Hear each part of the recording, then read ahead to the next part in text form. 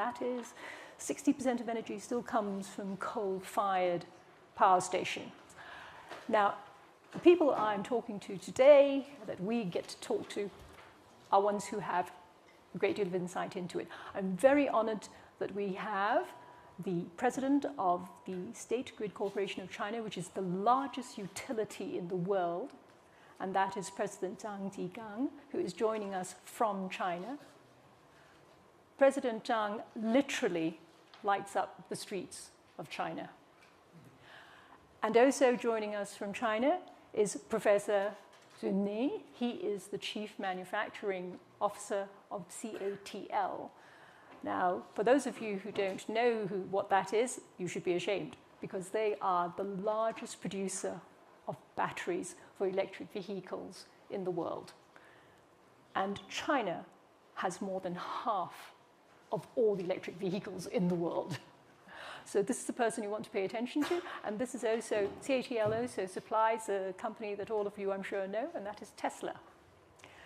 Here in Davos with us are also our very distinguished panel of Daniel Yergin. Daniel Yergin is vice chairman at S&P Global, but he is also a prolific writer, extraordinarily erudite books, but he doesn't just write and talk about it. He has been a consultant on energy policies for 4 American presidents, and he has been honored by India for his consultations with them for their energy policy as well. So this is a man who doesn't write about it. He really knows what he's talking about.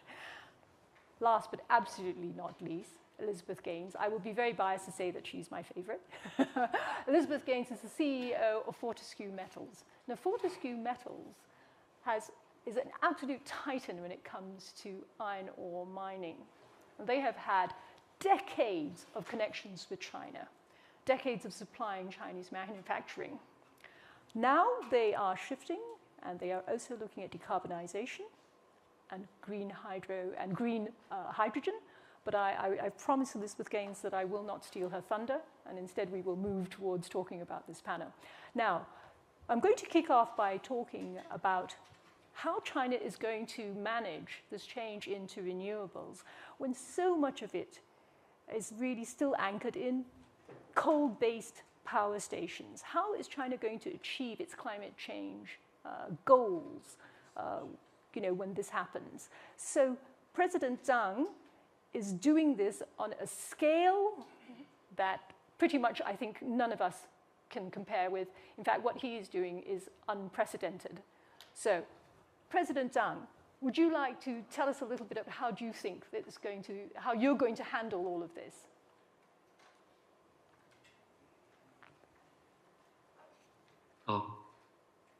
好，谢谢主持人。各位嘉宾好，非常感谢世界经济论坛给我们提供了这次宝贵的交流机会。首先呢，我想刚才主持人也介绍了公司的一个基本情况，我再简要做一些补充。中国国家电网公司它是以建设和运营电网为核心业务，那么我们这个电网的业务包括了输电网和配电网，我们是一体化的。我们公司的供电范围呢，这个覆盖了中国国土面积的88%。我们现在服务的供电人口超过了11个亿。2021年呢，公司的售电量完成的是5.17万亿千瓦时啊，这是个很大的数目。那么到现在为止呢，公司电网并入公司电网发电机组容量呢，超过了1800个 G 瓦。那么这几年呢，我们清洁能源也是快速发展。现在并网的风电和光伏等新能源的这个装机容量呢，达到了535个 G 瓦啊，这是去年年底的数字。那么大家都知道，近年来中国能源电力行业，我们的一个主题就是清洁、低碳、绿色发展。特别是2020年9月，我们的习近平主席在75届联合国大会上做出了碳达峰、碳中和的承诺。那么这个以后呢，中国能源转型的步伐进一步明显的加快。目前呢，围绕着能源转型已经形成了比较完善的顶层设计和相关的政策体系。我们感到呢，在政府的引导和政策的驱动下，中国能源转型呢还是取得了显著的成效。我们统计了一个数据，就是从2015年到2021年，中国的非化石能源消费占能源消费总量的比重呢，从12%上升到了16.5%。那么可再生能源的装机的规模增长到了1031个吉瓦，1030个吉瓦。那么可再生能源的装机呢，这个应该说呢，增长的是非常快的。其中新能源的年均增速，这么6年来呢，是达到了24.2%。特别是最近2年新增的新能源，主要是风电和光伏的装机呢，每年都超过了100个吉瓦。同时呢，这个电能占终端能源消费的比重也从21.4%上升到了28.2%。应该说呢，这么一个终端用能电气化水平呢，还是比较高的。那么就电网来说呢，这个电网呢，它是能源转换利用、输送配置和供需对接的这么一个枢纽平台。应该说，作为一个电网企业，在能源转型中呢，我们感觉到承担着巨大的社会责任。这几年的工作，我们这个可以说呢，我简单的向各位来宾啊分享，大概有4个方面。我们一个呢，还是聚焦我们的电网主业，我们下大力气加大了电网的互联互通，主要是想提高电网的配置资源的能力，就是它传输的能力。我们感觉到这样子呢，加大电网的能力，它可以充分发挥现有装机的作用，同时呢，也支撑远方能源基地的开发，也可以更好的服务新能源的大规模接入。在过去的5年里，我们公司年均的这个在电网建设上的投入超过了4000亿的人民币。应该说呢，这个过去的几年呢，电网的规模在快速的扩大，这是一个方面。在第2个方面呢，就是我们非常注重这个发展先进的输电技术。中国啊，它这个能源资源和这个负荷的需求，它是逆向分布。我们基本上在东部沿海是我们的这个经济中心，但是我资源呢主要在西部，所以我就需要大容量的来进行远距离的输电。为此呢，我们创新开发了特高压输电技术，啊，这应该算是在国际上的电网企业还是比较独特的。到目前为止，我们已经累计建成29项特高压输电工程，线路长度呢是3.9万公里。其中我们有一条就是，正负1100千伏的特高压直流系统，它的输电距离超过了3000公里。那么我们配合刚刚结束的北京冬奥会，我们也在北京附近建成了一个全球首个正负500千伏的柔性直流输电工程。那么这些先进的输电技术啊，为我们大范围的配置资源和新能源的开发利用以及友好接入提供了一个技术手段。3是提升电网的调节能力。刚才这个主持人也谈到了，中国它这个发展历程中现在的一个现状，就是我们还是以火电为主，它火电的调节性能呢是受到限制的。这样子呢，和这个新能源快速接触以后，它的波动性带来的调节需要来说，你就存在一定的矛盾。所以这样子呢，我们就大力的开发抽水蓄能，就是它是一种我们认为是比较好的一个传统储能手段。目前呢，公司运行和建设中的抽蓄电站呢，容量已经到了65个 G 瓦啊，这是很大的一个数目。同时呢，我们对100个 G 瓦的火电机实行了灵活性的改造，主要是让它具备更好的调节能力。那么新型储能，比如像电化学储能这样的储能呢，目前呢还处于大力的发展阶段。我们制定了一个非常有雄心的计划，我们想到30年要建成100个 G 瓦。同时呢，我们也是积极的挖掘用户侧的调节资源啊，就是要能够使用户能够自动的能够参与到我们调节中来。目前的这个一个响应水平呢，大概是5%。第4个呢，就是我们推动了电网的数字化转型，因为我们想呢，没有一个数字化的转型，恐怕我们很难适应这个新能源快速发展的需要。我们现在建成了大概有8000多个智能的变电站，这是纯数字化的变电站。我们安装了5亿只的智能电表，现在从普通的居民用户到高压的工业用户，我们全面都装了智能电表。同时呢，超过90%的配电网我们实现了自动化，这样就大幅提高了电网的可观测性和可控制性，这样就能更好的适应新能源接入的需要。同时呢，我们在这个供应侧建成了全球最大的新能源云。我们这个一个平台呢，为这个将近300万座，总容量超过了540个 G 瓦的新能源场站，提供了一站式的全流程的上网服务。因为现在很多新能源的这个发电商呢，它的规模很小，我要给它提供更好的服务和支撑，才能呢降低它的发展成本，更好的发挥它们的作用。那么在用户侧，我们也建成了一个最大规模的智慧车联网的平台。我们这个车联网平台呢，累计现在目前接入了电动汽车的充电桩，大概突破了150万座。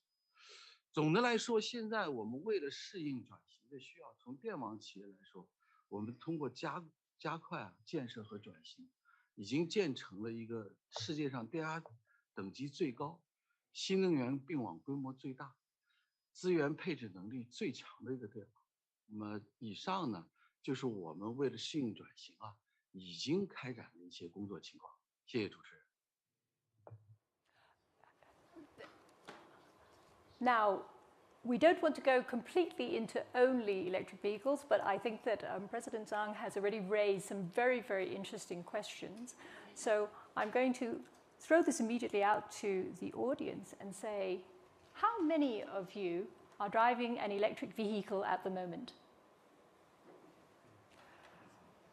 1, 2, 3, 4.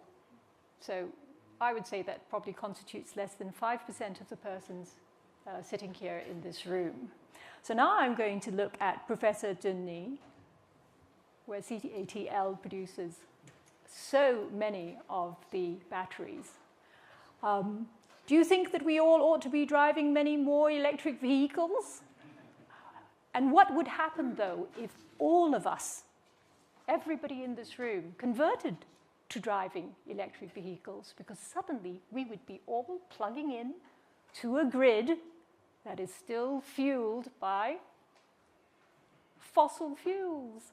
So, Professor, what do you think? Should we all be driving electric vehicles? You're going to make a battery that is so incredible that it's going to be marvelous. We'll be able to get days of running out of it. 谢谢。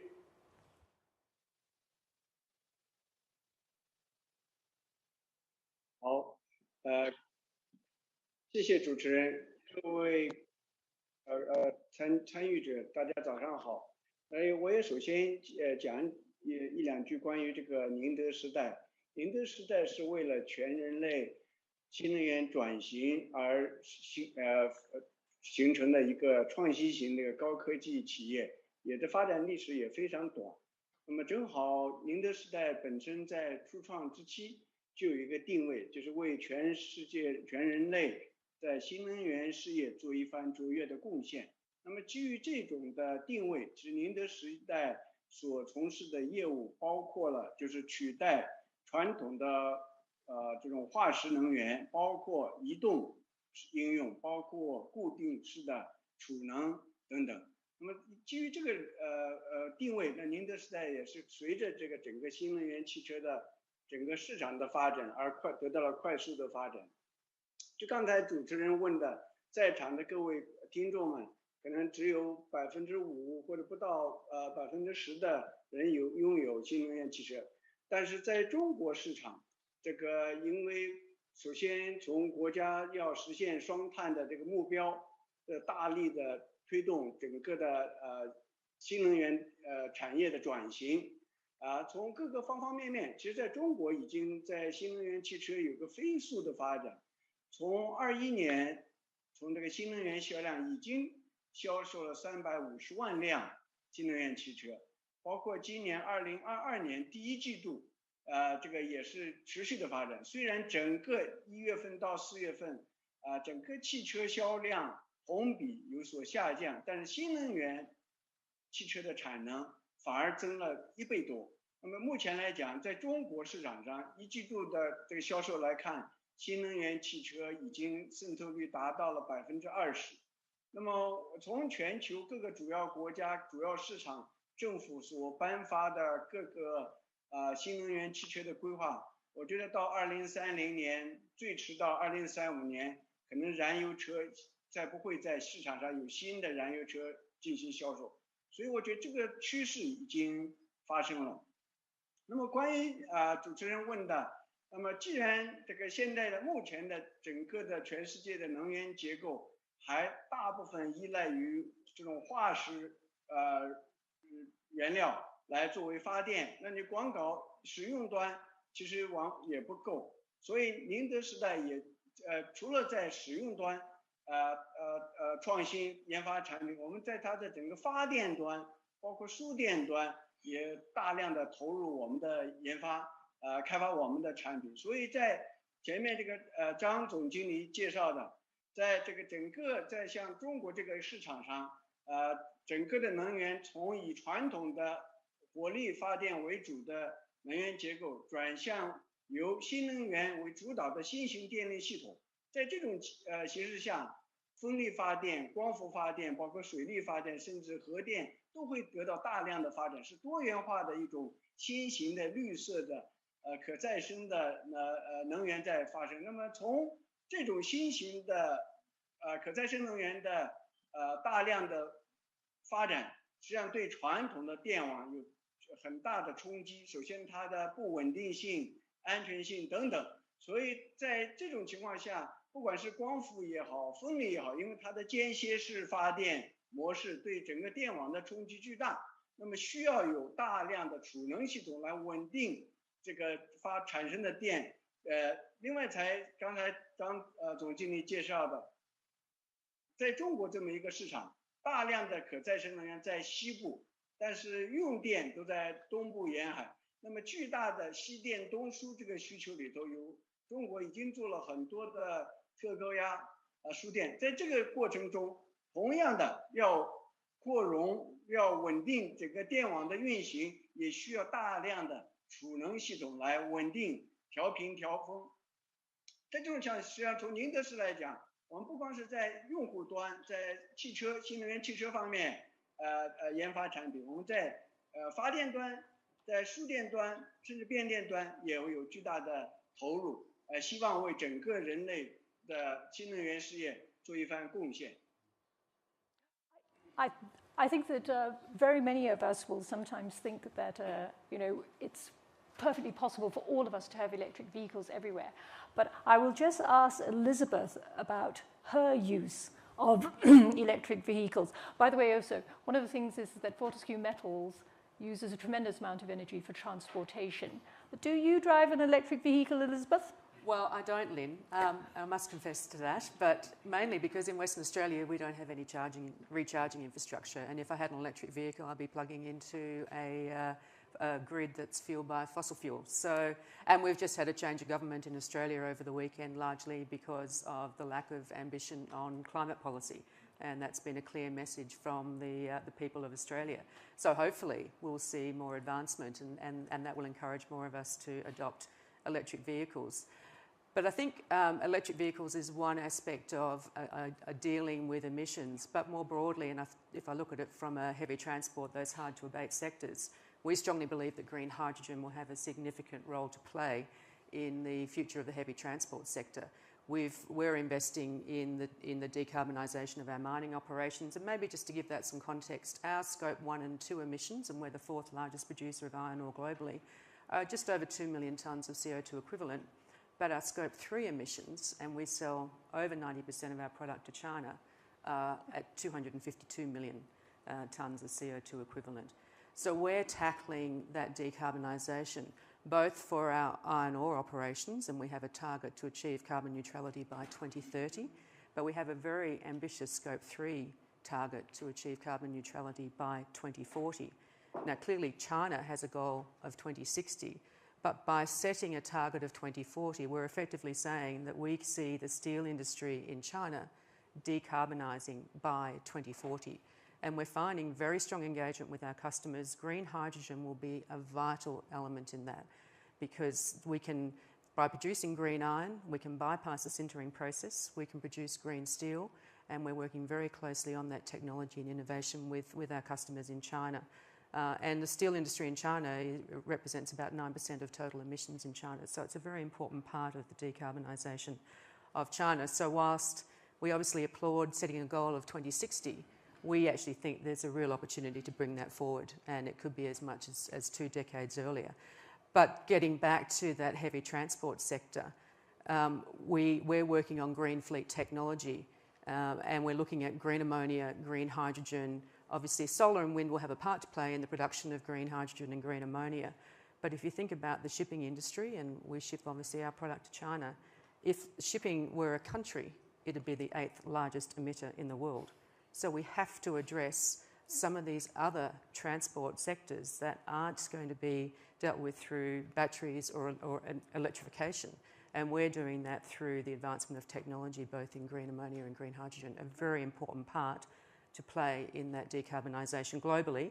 But we know China has ambitions for green hydrogen as well. And already this year, I think, has set a target to produce between 100 and 200,000 tonnes of green hydrogen. But there are ambitions to grow that significantly. Daniel Jürgen, so what do you think? We've had a whole series of threads of thoughts now going through electric vehicles, power grids that may not actually be able to supply it, transport. You're good at unraveling lots of spaghetti ideas. Well, let me take on some of the spaghetti. I think that since last October, which is when the global energy crisis really began, has brought a kind of richness and a greater complexity to thinking about energy transition. And of course, it began in Asia and then in Europe well before the war in Ukraine. And I think it's reflected in the 14th five-year plan, which on the one hand sets very ambitious goals to increase the annual increase in renewables in China by 50%, but it also says against a backdrop of energy security and assuring supply. And President Xi also had some comments in that in which he said our energy needs must be controlled by us, which points to the renewable. But I think what we've seen, and it's reflected in China and elsewhere, is that the energy transition is going to be more complicated. And a question that is this crisis that began last October, not necessarily well perceived, but it was there, is raising the question, are we going to have a smooth transition, or is it going to be a series of lurches of not enough investment in your conventional energy while you make your transition to new energy, in terms of the people will think the speed will come faster. So I think there is, as the 14th five-year plan said, energy security is back on the table. The amnesia about energy security has been put aside. The second point that I wanted to make goes back to metals. And what we've been looking at is the new supply chains for net zero carbon or net zero emissions. And there are a lot of challenges there when you look at the scale and the size of the growth. And we are looking at least in a very granular way, on copper, saying if you're going to achieve these goals out here, what do you need, what's going to be the input that you're going to need for metals, and particularly copper? And when you look at it, you see that there's a gap, and the question, how will that gap be closed? Will it be closed by price? Will it be closed by innovation? Will it be closed by recycling? Or will it not be closed? In other words, is enough attention being given to what you need? If this room, instead of being 5 hands going up, if 100 hands went up, and a typical electric car uses 2.5 or 3 times more copper than a conventional car. So I think that's a very important dimension, because the notion that you can just change a $90 trillion global economy and it will all go smoothly, but life is not really like a PowerPoint. And I think we're at that point, and that's what the lesson is. And just to say is what we saw over these last several months, beginning last autumn, a one-off, or is it a signal that we're going to have to think further about how to assure that energy transition also comes with energy security? I think that one of the very interesting things that Dan has pointed out in his books as well is about copper. Setting up a copper factory takes what, do you say, 15 years? Copper mine. Copper mining, yes. Both of you. The copper mine, it says, we talk about iron, but the International Energy Agency says 16 years. 16 years. Some other people say actually longer, and they say in some countries like the United States, it may take forever. So these are always, this is definitely a marathon. This is not a sprint. If you think that it's a sprint, then you're in the wrong room. These are obviously things that are going to take a lot of thinking. Now, Davos has always been known for being non-discriminatory, so therefore we're going to take questions now from people who don't have electric vehicles. So, does anyone want to ask our splendid panel, rare opportunity, a question? And as I said, we are always fair. We will take questions from people with non-electric vehicles. We don't judge you. No? Are we good? Maybe as a thought starter, just on that last point around the length of time to develop a copper mine. The 16 years is not the construction of a copper mine. The 16 years is the approvals pathway. So if we actually want to address this issue and we want to have the supply of materials, we actually need to have governments working with business. Business is getting on with it. We're drilling for copper in South America, in other parts of the world, because we recognise this growing demand. So we're not just focused on iron ore, we're focused on diversification in commodities as well as renewable energy. But the approvals pathway, without that government support, then it's 16 years, or to Daniel's point, it could take longer or never.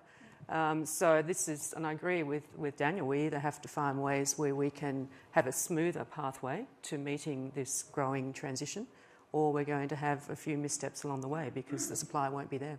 We have a question here in the front from Norway, the minister. He is definitely allowed to speak because all his electricity comes from hydropower. Yeah, that's correct. Actually, hydropower and some wind. But it's all renewable, and that's also one of the reasons why we now have China beats us on numbers, but we beat them on per capita numbers because which we always prefer when we compete with China. But our in the last quarter, almost 9 out of every 10 new personal car sales was all electric, not hybrid, electric, and that's for many years of a very advantageous tax policy plus very aggressive building of infrastructure, charging infrastructure. And Norwegian basically loves it and think it's a better product. It's cheaper to use, it's cheaper to repair, and it's a great product. So what it demonstrates is that if you want to, you can transform. But it took many years. I mean, it began with some very awkward vehicles for the special interested, and it took a lot of time before it really got to this level. And by the way, there's also a lot of Chinese car coming in now.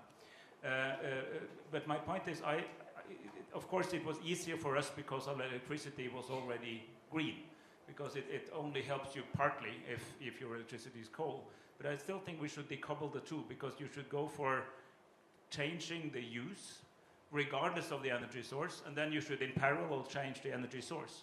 So the argument is weak, because yes, your emissions are not going very much down on day one, but maybe on year 3, your energy mix has changed, and on year 5 it's changed even further. So it's really important for energy transition that you think about production, distribution, and usage at the same time, and you don't let one wait for the other. And that requires a very solid public-private partnership in order to set the clear direction. And that's our experience, and good news, it works. Wonderful. Can I put the question then in a way to President Zhang? Because one of the things I noticed that you've spoken about previously is that companies in China need to do more. And in a way, from what Elizabeth is saying, is that they're expecting actually the steel companies to do more, and probably to do more quite quickly, by a good few decades. President Zhang, do you think that that's realistic, in the sense that, is that what you're seeing when you talk to companies and about their consumption and about the changes that they're making?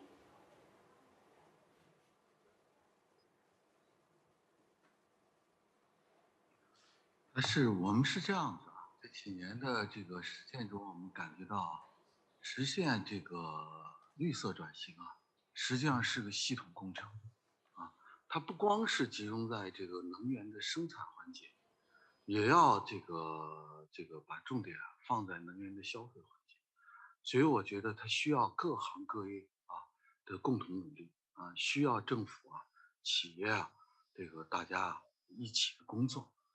我们想呢，我们现在在面临这个问题呢，我们现在是非常的感觉到压力还是很大，非常大，既要保证能源供给的安全，又要达成技术的可行性，同时呢，在经济上还要实现可支付性，这个挑战是前所未有的。所以现在呢，从中国来说呢，就觉得实现这么一个能源转型，它实际上是一场革命。我们国家专门制定了叫能源安全新战略，它谈到了就是4个革命一个合作。首先呢，就是能源这个我们在供给侧要革命，这个它主要的就是发展清洁能源。这个我们现在谈到了，我们现在这个到30年，这个国家这个新能源的装机要达到这个1200个 g 瓦这个以上。现在从我们的发展势头来看，我们现在看来完全是有这个信心，而且也有就说是应该是有把握完成这么一个东西。我们这个非化石能源占能源消费总量要达到25%，这都是国家已经承诺的。目前我们围绕这个，现在从企业层面看这个东西，我们想呢实现这个目标，我们还是有把握的。那么同时呢，我们现在做了很多工作。我们现在作为一个电网企业来说，我们在服务就这种分布式的电源接入的同时，我们现在正在集中的开展。我们现在利用一些就是没法开发的一些土地资源，你比如像沙漠、戈壁、荒漠这样一些东西，国家在筹划建设大规模的这个新能源基地。我们现在只在去做这个事情。再一个，就刚才大家谈到的，实际上是一个消费侧要进行革命的问题。现在中国的政策就是什么？第一是节约优先，就是你现在必须要节约用电。现在国家呢强制性的下达了，它是一个能源消费总量和能源消费强度，这2个都是要控制的。这个我们想呢，就是降低能源的这个消费水平或者提高能源的利用效率，这个是现在我们政策上第一优先的，在用户侧。但同时呢，我们也感觉到，就现在目前就是就像风电就是太阳能的这种资源，风电这种资源，它基本上都要通过转化成电能，才能更好的开发利用现在各种测算的数据都有。应该说基本上要进行转化，所以说我们作为一个电网企业来说呢，它现在就是我们在用户侧积极的服务，就是以电代煤、以电代油这样的推动这个用户这个消费侧的这个低碳用网，这个我们做好这方面的服务。我们现在想呢，到30年，我们想呢，这个电能在终端消费中的比重要达到36%，要进一步提高。实际上就是要在用户侧实现再电气化这么一个过程。同时还有技术革命，我就说它现在这些转型要从现在这么大的一个工业体系，这么一个消费的这么一个系统，转向这个东西，技术恐怕是一个非常关键的问题。我们希望它没有技术的突破和引领，很难实现这些转型。作为一个企业来说，我们也制定了一个雄心的计划。我们大概未来10年，我们大概投3000亿人民币，围绕着整个能源转型，我们要开展工作。那同时呢，还有一个，我们全面的推行了一个市场化，就它经济利益如何调节，我们想还是用市场的机制来去配置资源，怎么调节各方的利益。那么同时呢，我们现在在这么一个，我们刚才谈到了说是一个系统工程，我想这个系统工程也包括整个国际的合作。那么作为企业来说，我们现在特别的积极，致力于在政府框架协议的指导下，加强和国际同行的协作，来共同推动能源转型。这也是我们现在目前正在做的一些工作情况。谢谢主持人。Professor Denis, I'll pick up on something that President Zhang was saying, and that is about efficiency and about technology. Because in the end, isn't that going to be our saving grace? In fact, that's the one thing maybe where we can shortcut all of these things that are burdening us if we can make a change, significant changes in efficiency of how we use energy, in even our batteries, all of these things. Now, that's something I know that you've spoken about very often. Do you believe that that technology and innovation realistically can actually make things much better very shortly? Is that directed to me? To Professor, yes, I have two professors over here. So Professor first with Professor Denis, and then we'll move on to Dan Jürgen. Yes. 好，谢谢。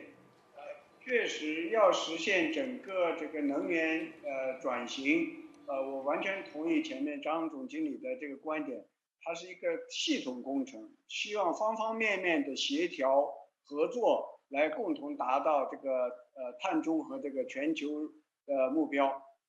这从方方面面，那我们作为一个企业来讲，我们也非常认同这个技术研发在整个碳中和转型里头的所发挥的一个作用。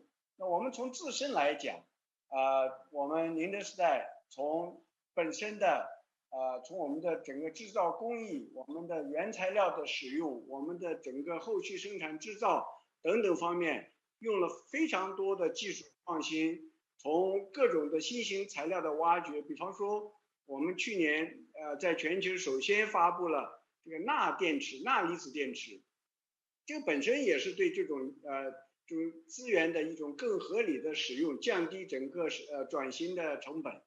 同时我们宁德时代的宁德工厂在利用这个极限制造、绿色，也成为了全球在锂电行列的首个被世界经济论坛任命的一个全球的灯塔工厂。这也就反映了我们不光是做出产品，希望能够大家消费者用电来使用，来降低这个排放。我们自己在生产电池的整个方方面面，从上游原材料的获取到我们的自己的电池的加工、组装、制造，我们也极大的利用了很多的先进的技术来降低我们内部的能耗，我们对这个污染的排放。比方说我们的宜宾工厂采用了整个的工厂的节能物流，我们的整个的设施，我们整个的绿电的使用，所以我们宜宾工厂也是被首次认证为全球第一个零碳的工厂。所以这反映的就是说，我们作为一个企业来讲，我们加大研发投入，来降低能耗，来创造更加绿色的产品，使得我们的产品能够在更多的在整个转型中发挥更大的作用。I think the sodium batteries are fascinating, but unfortunately we don't have enough time to go into the technicals of that. But if those of you who have not been looking at the sodium batteries and the work that CATL is doing, please do have a look at that. It's a fascinating reuse of old technologies in some ways. Daniel, what do you think? Well, actually, what first drew me to energy as an area to study was energy efficiency, because it seemed to me that it was the energy resource that was getting the least attention. And in a certain way, it continues to get the least attention because it's not very visible. There are no beautiful pictures of windmills or solar panels. It's very hard. Energy efficiency is very diffuse, but in fact, it is, not in the new map, but in the previous book, The Quest, I describe it as the fifth energy resource, and it's going to be key. And if you're looking for where the surprises will come from technology, they may come from a very disaggregated form in terms of greater energy efficiency, which will take stress off the system. Now I'm going to, unfortunately, we're already starting to run out of time, but I'm going to go to one of the topics that tends not to be attended to. We always look at supply because we have very powerful persons in this room and policy on a very large basis. But what is it that we as individuals can also do? And are we also partly to blame because of our energy uses? So as just a little illustration to all of you, how many of you in this room have a phone that is over... Can I ask... Oh, sorry. maybe we shouldn't use the word blame. I mean, that really makes people feel guilty. Oh, okay. They're not in very guilty. good Davos spirit, no blame. But do we also play a role? How many of you have a telephone that is over 5 years old? Wonderful. We have 3 persons who have. And all the rest of us are going to feel very, very guilty. Why? Because we all changed our phones. And we're all changing all our electrical uses, and I'm afraid we are increasing. That's without doubt something that we cannot deny. We are all increasing our uses of electricity. So on a very fundamental level, I'd like to ask, what is it that we as consumers can do to make a difference, to actually take a little bit of burden out? Is it because we should just use less, or should we just rely on everything becoming more efficient? So I'm going to push that round the entire room, but I'll start off with the most beautiful lady beside me. Well, look, I think at a personal level, I think demand management will be something that may ultimately be mandated to each of us. And it might be that we have to turn our heating down by 2 degrees over winter, or we might see change to speed requirements on motorways and the like. So I think that there will be, and there will need to be, some change to consumer behaviour. But I think at a business level, business is getting on with decarbonisation, and we're not doing it because we're trying to tick a box from an ESG perspective. We're doing it because it's a smart thing to do. Because if we modelled for our business a $200 a barrel oil price, or the cost of carbon offsets if we're looking to reduce emissions skyrocketing, the impact on our business is not sustainable. So that's why we're so focused on decarbonising our heavy mining business, and we're investing significantly, but we're doing it because it's a smart thing to do. Yes, it's the right thing to do as well, but it's absolutely the smart thing to do, and we'll make sure we've got a very robust business for decades to come. Daniel Jürgen, what are you doing to make things better? That's a very... Writing books, talking, doing research, communicating. No, I try. Right. Well, no, I would say trying to understand how the energy system works, so that people are realistic about what the challenges are. There are great opportunities, but they're great challenges, and you don't want to have a misstep that causes economic turmoil, yellow vests on the streets of France, and so forth. So I think taking the social dimensions together, but on the other hand, I think in terms of, you know, already a lot of people's energy consumption is regulated in terms of the appliances you buy and things like that, or fuel efficiency standards, which are driving people to electric cars. But I think from a business point of view, it's a dollar and cents thing. Anybody who's looking at energy prices today is saying, how do we reduce that? That's a cost. We don't need to pay that cost. How do we bring it down? So I think markets are a very important source of information about what to do. Professor Denis, what are you telling your people, what are you yourself doing that can make a big impact still on our energy consumption?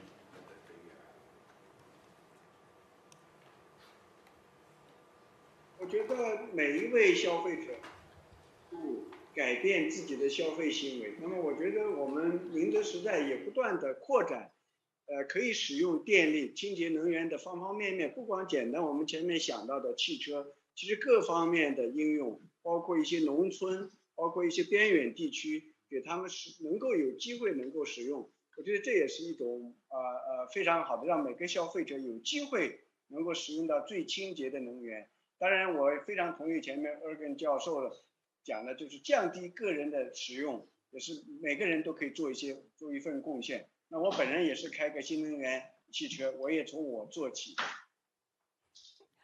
I'm going to leave the last word to President Zhang. I'm going to ask you possibly the most uncomfortable question, and that is, what do you say to your grandchildren or children? What do you say to them? Do you say to them that China is going to still be an incredible producer and consumer? Or do you say to them, no, we're going to have to make some changes in how we consume?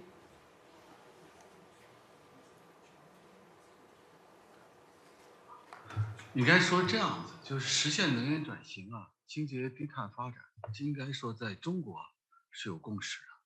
那么我作为一个从事能源行业的一个工作者，那么在这一方面呢，我想呢感触可能更深啊。